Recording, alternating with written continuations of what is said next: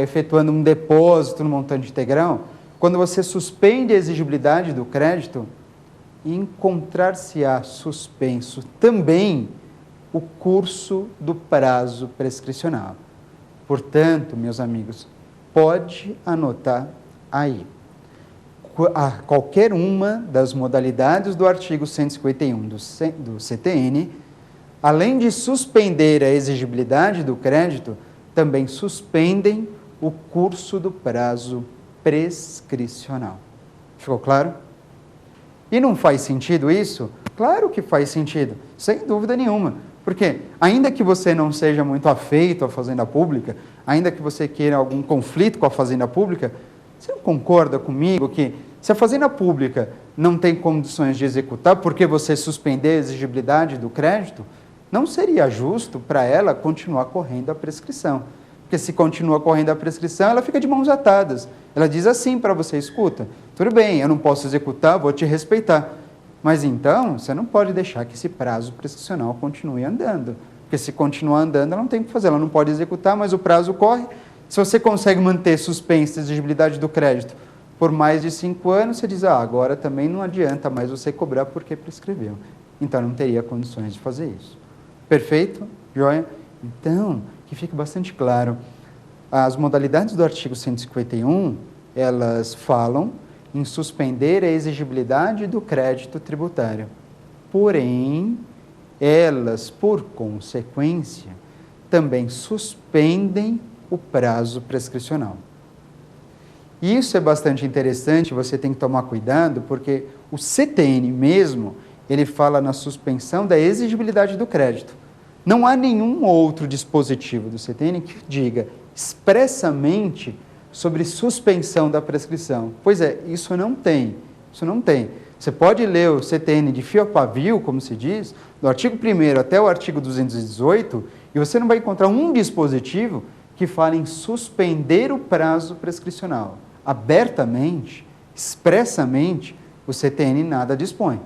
Tudo bem? Não mesmo. Então, ele não fala em suspensão da prescrição.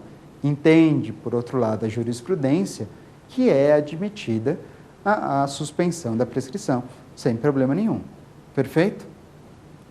E todas essas modalidades servem apenas para a prescrição. Em algum momento aqui eu falei que é possível suspender o curso da decadência. Aqueles 5 anos que a administração pública tem para constituir um crédito tributário, aquele prazo pode ser paralisado durante um tempo ou não? É possível? Decadência admite causa de suspensão? Não. E prescrição? Prescrição, sim. Prescrição, sem dúvida. E a outra diferença, quando você suspende a prescrição, você suspende, quer dizer, você paralisa o prazo. Você paralisa. Você congela o prazo. Só, o prazo fica congelado. Passa um período, o prazo é congelado, depois esse gelo, ele pode derreter. Então, o prazo volta a contar da onde? Da onde parou. Então, você está cansado de saber de que suspensão não deve ser confundido com interrupção. Para fechar, quando eu falo em interrupção, você sabe que, então, neste caso, existe a possibilidade do prazo ser devolvido de maneira integral. Eu não falei aqui em interrupção. O artigo 151, em nenhum momento, dispõe sobre interrupção da prescrição. Ele fala sobre suspensão. Quando o prazo será parado, ele permanecerá paralisado durante um determinado momento e depois ele volta a contar de onde parou. Ficou claro? Tranquilo? Quanto à suspensão do prazo prescricional, é algo fácil de ser observado, você tem que verificar se valer do CTN, embora lembre que o CTN abertamente não dispõe a respeito do assunto. Perfeito? Ótimo, sem problema nenhum. Olha, mas fique aqui, nosso Pergunte ao Professor, onde a gente vai verificar mais dúvidas a respeito justamente da suspensão da prescrição. Não saia daí, estou te esperando.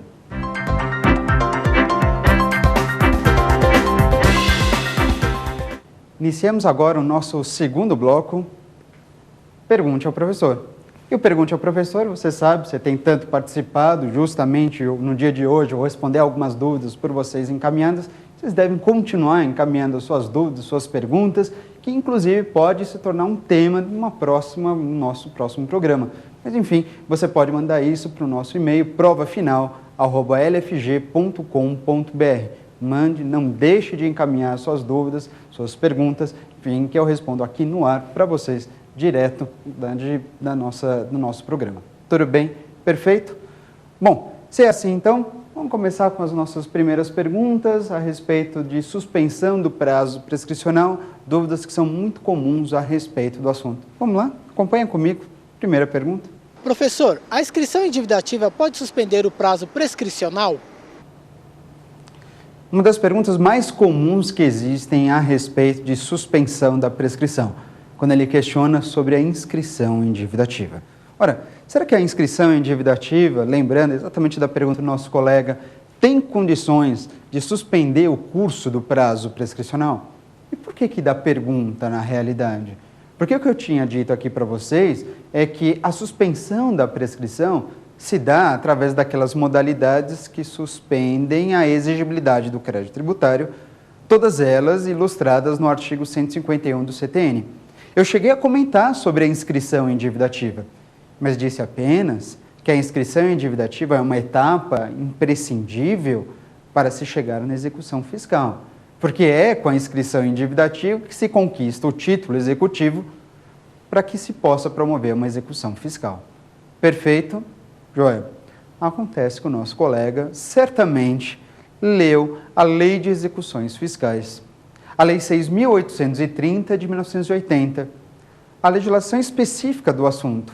E nessa legislação, nós temos uma disposição expressa sobre suspensão da prescrição.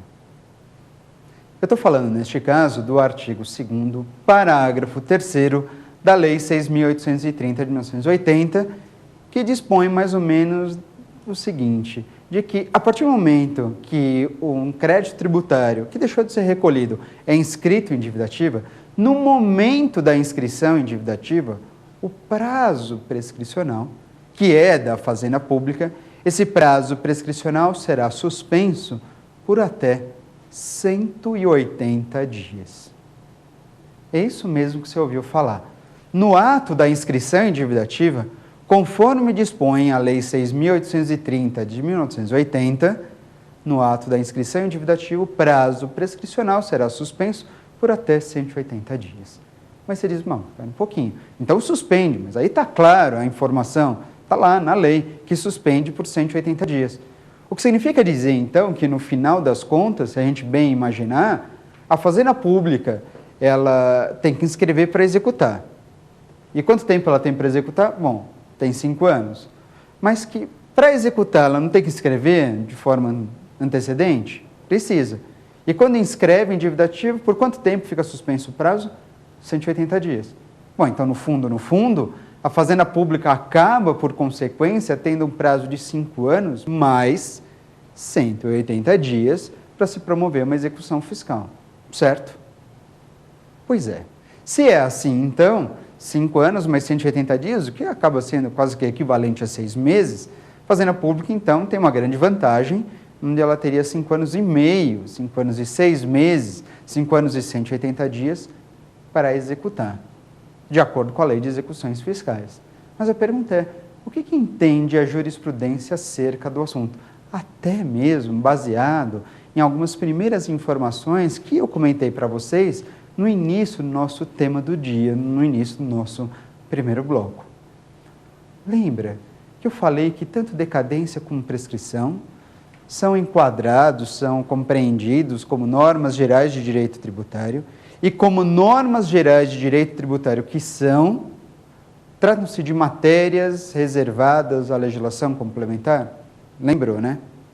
Portanto, se é assim, decadência e prescrição, se são temas reservados à legislação complementar, eu pergunto, como é que pode a Lei 6.830, que é uma lei ordinária federal, como pode uma lei ordinária dispor sobre suspensão do prazo prescricional, que é um tema reservado à legislação complementar? Pode? Não pode. Pois é, esse é o entendimento, o posicionamento que prevalece nos nossos tribunais. Decadência e prescrição são termos de lei complementar, não pode vir em lei ordinária dispondo de forma